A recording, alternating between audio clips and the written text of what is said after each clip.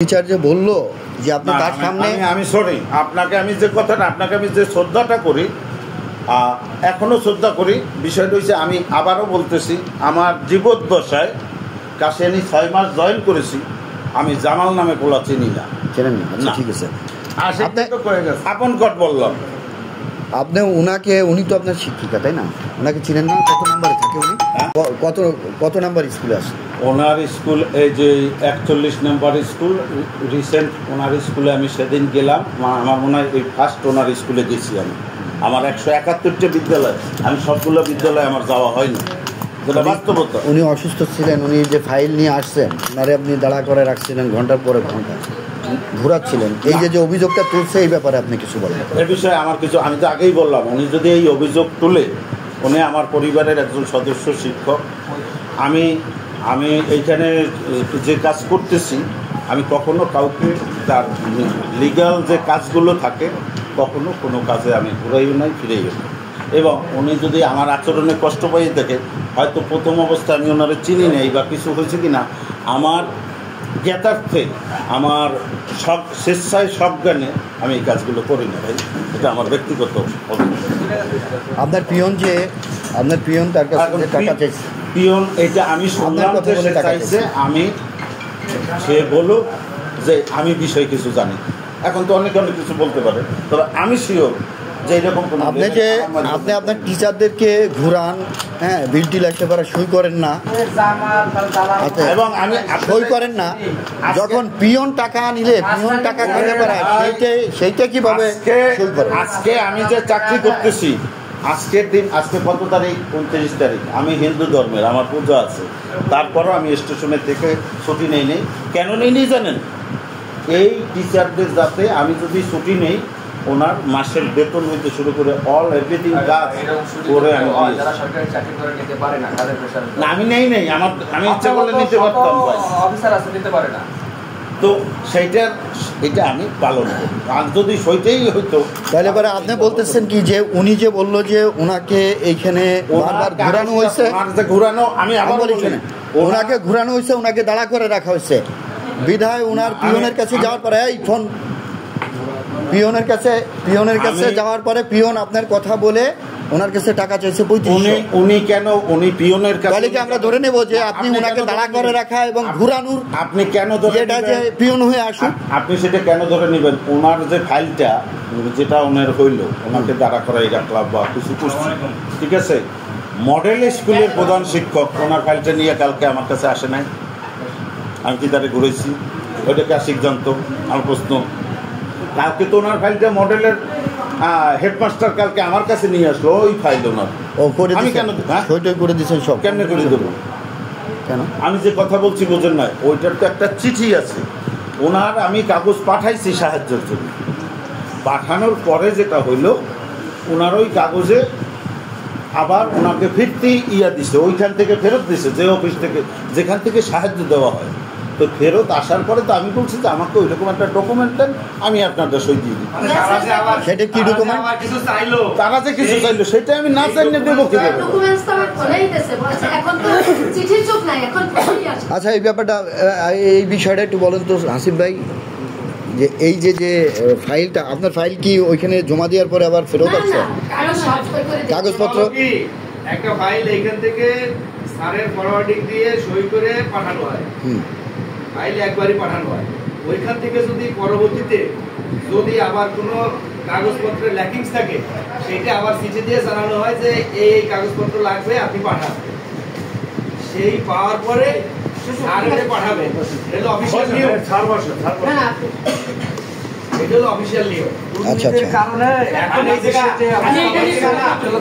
তুমি একটা কথা সই করে দেয় তার মানে কি আপনারা সেইগুলো করতেছেন এটা একটু আমাকে সুযোগ দেন আপনাদের কাছে আইছি ওরা ছোট মানুষ অনেক কথা বলতে পারে স্যার আমি সবার মধ্যে বলি এখন আমি বলি জামাল আপনি চিনেন আপনার সাথে তার লেনদেন হয় তার কাজ হয় স্পষ্ট কথা আপনার পিয়ন আর দেখো আমরা তথ্যক্রম পাইছি আপনি যদি কোনো প্রমাণ দেখাইতে পারেন আমি এখন না আপনি যদি কোনো জামাল সম্পর্কে আমি বলি জামাল বলে আমি আবারও বলি আমরা আসলাম দেখলাম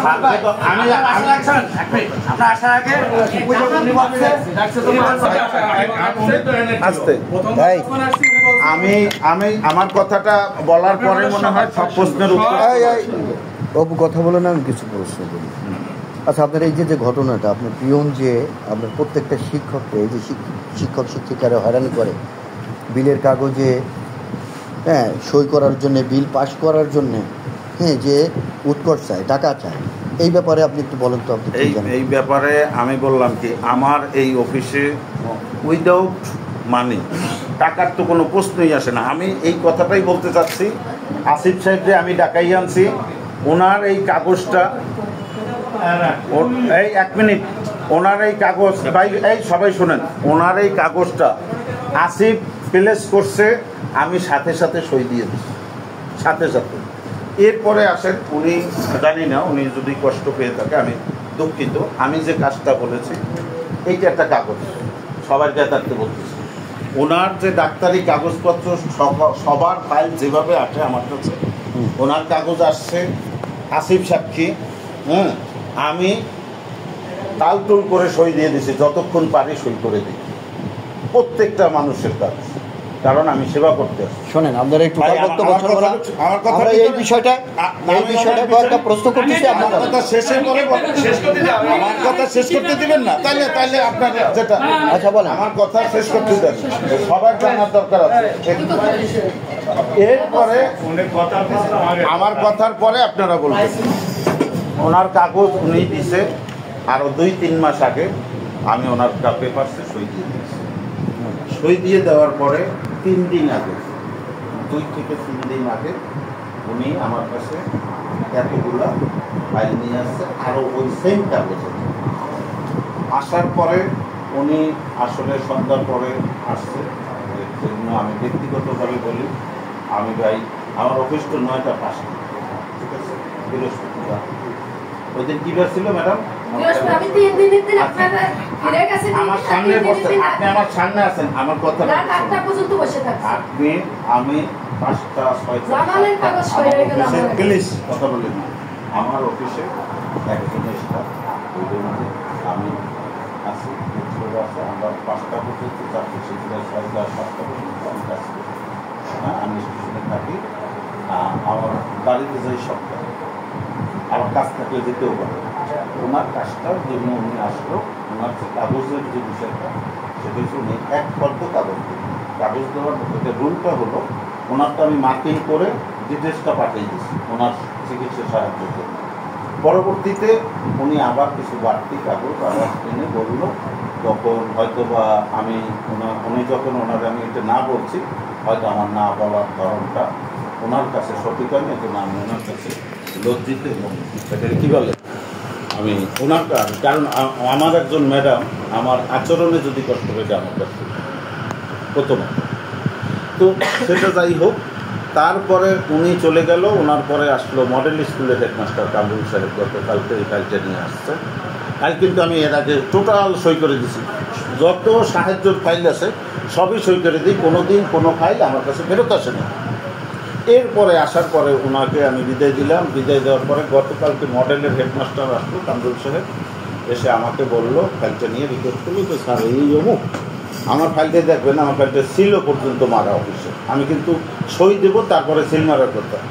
তো ফাইলটায় কামরুল সাহেব আসলো, আমি কামরুল সাহেবকে ঠিক একইভাবে বুঝিয়ে দিলাম যে ভাই এটা আমরা দিতে পারি, 100 না 1012 দিতে পারি, এইটার আবার একটা ফরম্যাট করে পাঠিয়ে দিবে, যার কাছে আমি পেপারসটা পাঠাইছি যে 2 লাখ টাকা সাহায্য বা 2 টাকা সাহায্য, সে আবার দিবে এই কাগজ হয় না, যে দপ্তরে আমি পাঠাইছি সে দিবে এই কাগজ হয় না, এইটার একটা রিকোয়ারমেন্ট আমাকে পেপার দেবে। আমি ওই পেপারসটা ওনাকে চাইছি, উনি ওইটা দিতে পারেন, আমি বলছি ওই পেপারসটা দিলে আমি দেব।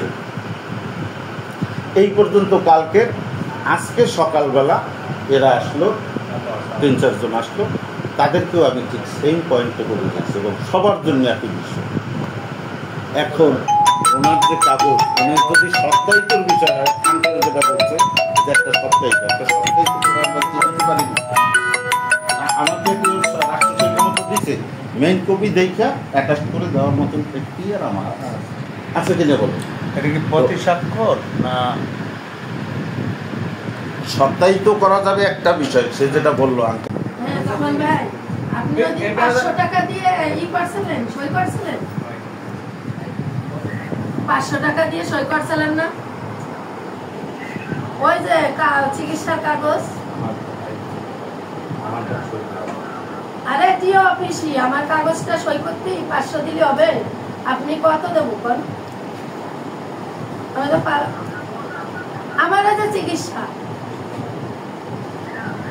আমি ওই যে পারবিন টিচার বালিয়াডাঙ্গা,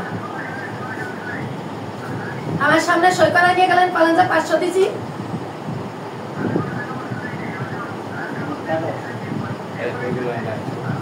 তুই টাকা চালি কেন তোর কাছে? এটা কার 3500 চাইছিস তুই? এই টাকা দিয়ে কি করবি? কারে তুই সব কারে ভাগ দাও? ওনারে আম্মু বলছিল যে আপনি দেখেন অরিজিনাল নাকি, আপনি সত্যায়িত করে দিয়ে দিতে আপনার সমস্যা নেই। আমি যদি আমার স্কুলে যাই, আমার যদি 5টা রেজাল্ট শিট থাকে বা আমার 5টা কাগজ থাকে, আমি যদি চেয়ারম্যানের কাছে যাই, আমারগুলো সত্যায়িত করে দিবেন না? আমি যদি অরিজিনাল মানুষের, আমার আম্মু আসছে সাথে, আপনি পেপারগুলো দেখেন, আপনি জানেন, আপনি সত্যায়িত করে দেন, আমি জমা দেই, আমি টাকা পাইলে পাইলাম বা না পাইলাম আমি সেটা দেখব। উনি বলে যে আমি করতে পারবো। এই যে ভাই হতো জানে, আজকে বলছি ভাই উঠে চলে গেল, বুলবুল না বলছি উঠে গেল। এটা কিসের বলছি আমি এটা কিসের বিল? কিসের বিল এটা? চিকিৎসা ভাতা। চিকিৎসা ভাতা। আচ্ছা এবার আপনি বলেন তো।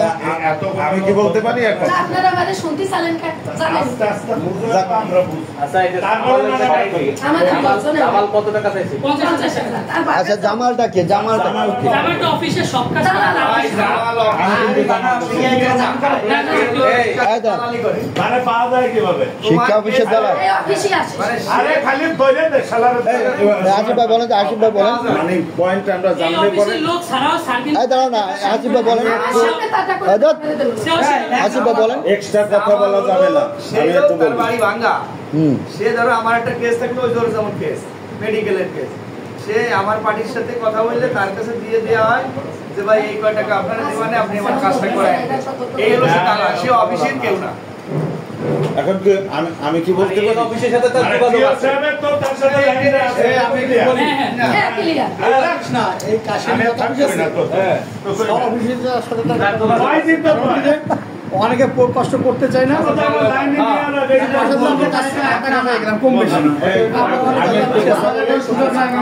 জামালের সাথে আমি জামালকে চিনি না, আমি জীবনে কোনোদিন জামালকে দেখিনি, আমার লাইফে দেখিনি।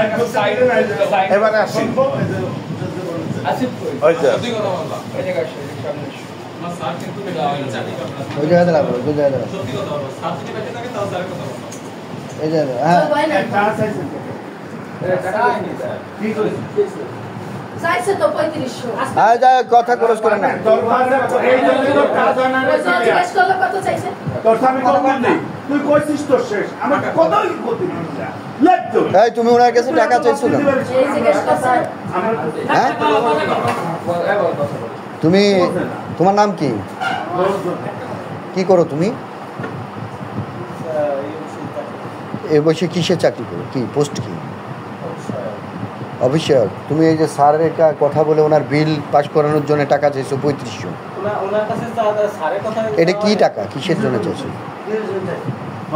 আমরা এটা প্রমাণ সহকারে দেখছি। বলো কি চাইছো? বলো বলো বলো। এই এই কি নাম তোমার? আশিক নাকি? আশিক বলো। তুমি বললো, তুমি চাইলেও বলো, কোনো সমস্যা নাই। তুমি টাকা চাইলে বললো মাস্টার বলে টেম্পোরারি চাইলো না আমি তেমন কিছু করে চাইনি, তো স্যার চাইছে। তুমি চাইছো নাকি সে কথা বলো? ইয়েস অর নট একটা কথা বলো। তুই চাইছিস সবটাই বল। চাই থেকে বলো না বলে চাও নি। হ্যাঁ বলো। হ্যাঁ জোরে বলো। সত্য কথা জোরে বলতে হবে। হ্যাঁ চাইছি, সবার মনে প্রমাণ হলো। এরম চাষকা এর কাছে কি চা পাবি তুই? কিসের চা পাবি?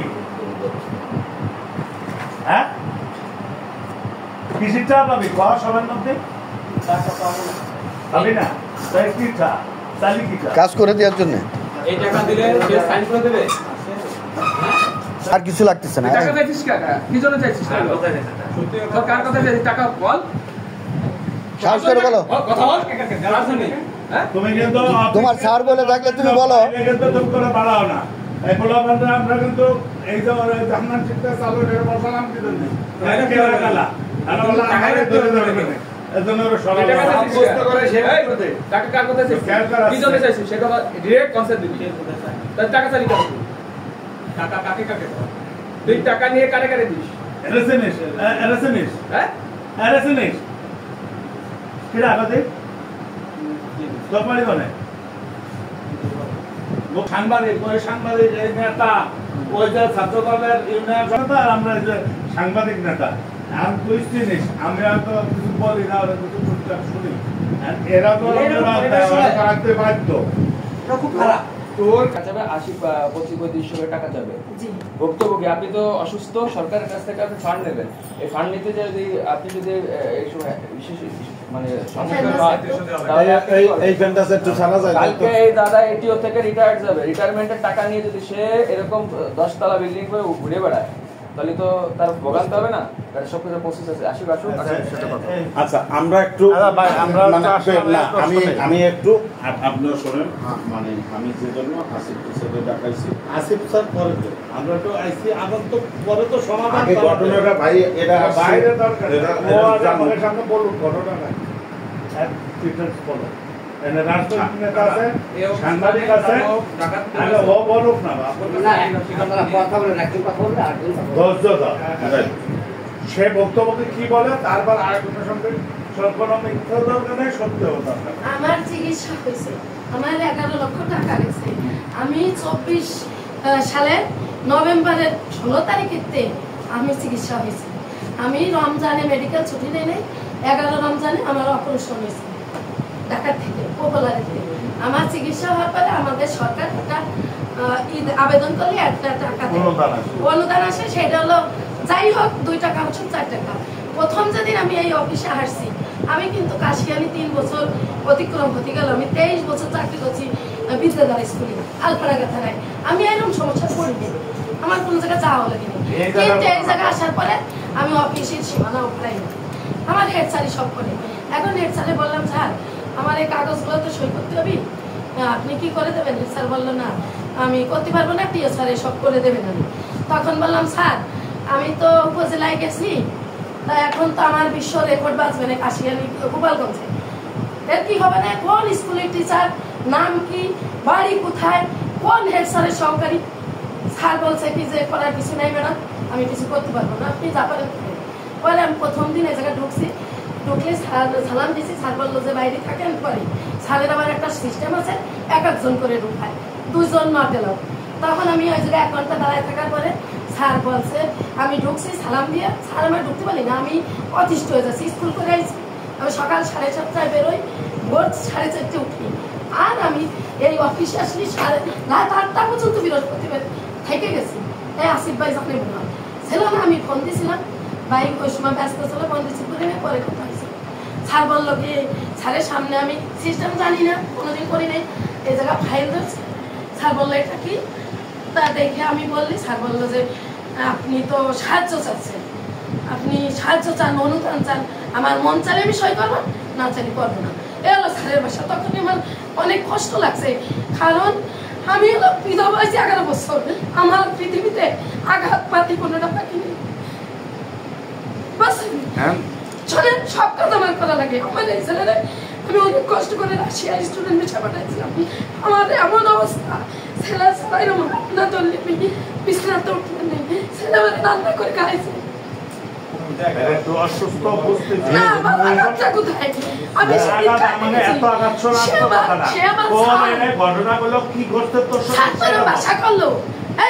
আপনি কোন টিচার আমি বললাম আমি মনিরা ম্যাডাম এই আসি এলা সাথে বসো সরাসরি মনিরা ম্যাডাম কিছু শিক্ষা দেয়নি এসব বললি আমি ওই রুমে যাই তারপরে আশিকরে বললাম রঞ্জিত দাদারে এই করতে করতে 1.5 মাসের সময় একদিন আসিফের সাথে আমার দেখা নিছে মিটিং করে নামছে তা আমি বললাম ভাই আমরা কি চেনেন আপনি আমাদের তো সেই ছোটকালেতেই চেনেন হয়তো মেমোরিতে নাই আর আমি তো ওই পাশে টিচার এ পাশে তো আমি ডিল করি না তখন বললো কি যে ভালো বলতেছে আমি ফারুকের বোন তখন বললো হ্যাঁ চিনছি কোন স্কুলে আমি বললাম আমি 41 বালিয়াডাঙ্গা তা আমি বললাম যে আমি তো এখন দোতলায় যাচ্ছি, এরমই বলছি, আমি সত্যি কথা বলতে পছন্দ করি, তাই তো আমার জেল পাশ হয়ে যাও, আমি তো এখন উপরে যাব, আমি কিন্তু রেকর্ড উপজেলায় বাঁচবানি এই কথাই।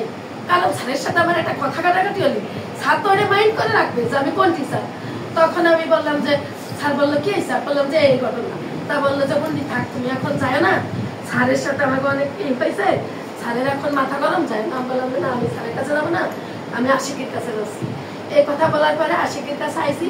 তারপরে আমার এই কাগজ ঠিক হয় না, ওই কাগজ ঠিক হয় না, আমার ছেলে তো ঢাকা ভার্সিটিতে পরে, সে বাসা নিয়ে থাকে, সবই তো আমার ডিল করা লাগে। এখন আমি অতিষ্ঠ হয়ে যাচ্ছি, অসুস্থ মানুষ। পরে হয়েছে শেষ করতে দেন, পরে এই করতে করতে আশিক আমার একদিন বললো কি যে ও এর মধ্যে আমি কাগজ এইটা ওইটা করতে করতে ভাই একদিন এই জায়গায় আইসে, ভাই আইসে আমিও আইসি, ভাই বললো কি চলো আমি সই করাই দিছে। ওই রঞ্জিত দাদা আশিক বলছে যে এই কাগজ এখন এত সই করে দিবি না, শুনে তুমি একটা অফিস, এটা গভর্নমেন্ট তা আমাকে রাখছো না তুমি ভাই, তার আমরা চলে যাই ভালো দেখতেছো, দোকানে দাও দোকানে দাও ভিডিও কল করে তো আমার কথা না, আমরা কথা কব মনস্তাত্ত্বিক ও দেখি ওনার ছেলে আশিক ভাই 2 মাস হতে গেল না, এটা কি মিথ্যা কথা বলে না? 2 মাসের পর আমি জানি না, তুমি যেদিকে আসছো আমার সাথে দেখা আছে, আপনি একাই বলেন, আপনি একাই বলেন। তোর মূল কথা, তোর কাছে কে টাকা চাইলো, কি হলো, এগুলো বল। আমি কাগজটা দিয়ে আনলি, আশিক বলতিছে স্যারের পিয়ন যে ম্যাডাম 3500 টাকা লাগবে, শোনায় স্যার সই করবি না। তা আমি বললাম যে আমি 3500 টাকা কোথাতে দেবো, আমি করি প্রাইমারি চাকরি, তারপরে টাকা এইসব বলে টলে আমি চলে গেছি। পরে একদিন ভাই আমার কিছু কাগজ সই করে দিয়েছে, পরে ছাড়পত্রটা সই হয়েছে, সেই ছাড়পত্রটা আবার আমি নিয়ে আইছি, রঞ্জিত দাদা আশিটি সই করে দিয়েছে, আমি এ জায়গায় আসিনি, আমি ওই পাশে বসা। স্যারের ব্যবহার আমার ভালো লাগে না, আমি আসি না, আমি সহ্য করতে পারি। পরে অনুরোধ করে দুজনে সই করাই দিয়েছে, অনেক কথা টুতার বলে টাকা লাগবে, কিন্তু আমি জানছি যে আমার যে মেন কাগজগুলো সই হলো না। পরে রঞ্জিত দাদা আমারে বললো কি দিদি ম্যাডাম, সরি ম্যাডাম, আপনি এই কাগজ যদি না দেন সমস্যা নাই, যদি আপনার লাগে তাহলে অফিসিতে আপনার মেসেজ আসবে, আপনি মাধ্যম দিয়ে না, আপনি ডাকে পাঠান। তা আমি মাধ্যমই দিছি, আমার ছেলে ঢাকা থেকে ও নিয়ে সই পাঠাই পাঠাইছে। তা বলছে আজকে এই মেসেজ যাবে, সন্ধ্যায় মেসেজ হয়েছে, পরে এই 18 তারিখ মেসেজ হয়েছে যে আপনার মেন কাগজ দেওয়া হয়নি।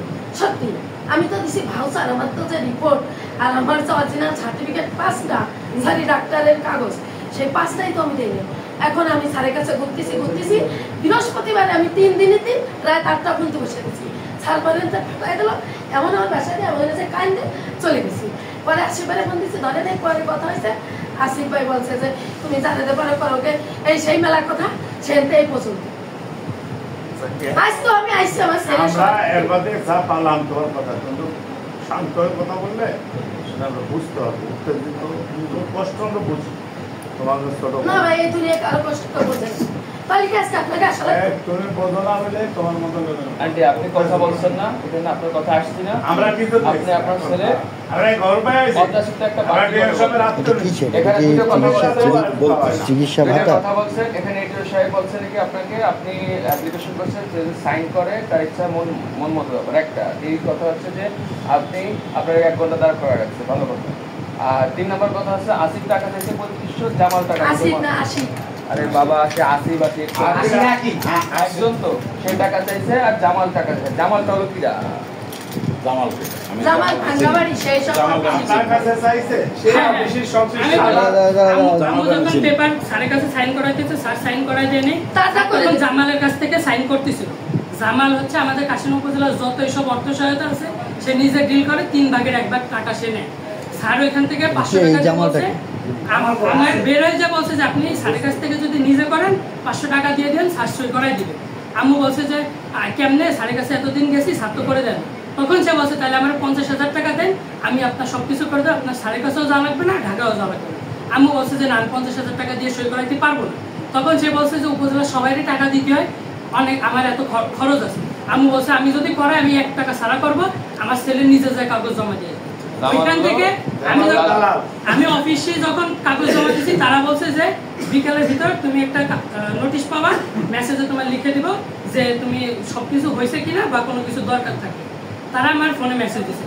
এখন এখানে আসার পর আশিক বলতেছে যে আপনারা তো আগেই বলছিলাম যে 3500 টাকা দেন আমি সব কিছু করে দিই, এখন তাহলে আমি কিছু করতে পারবো না। আমরা কোন লাইন দেব? এটা লাইন তো দেব তোদের এইটা হচ্ছে কিসের বিল? সময় নষ্ট না করে এই বিলটা কিসের আমি এখন আমার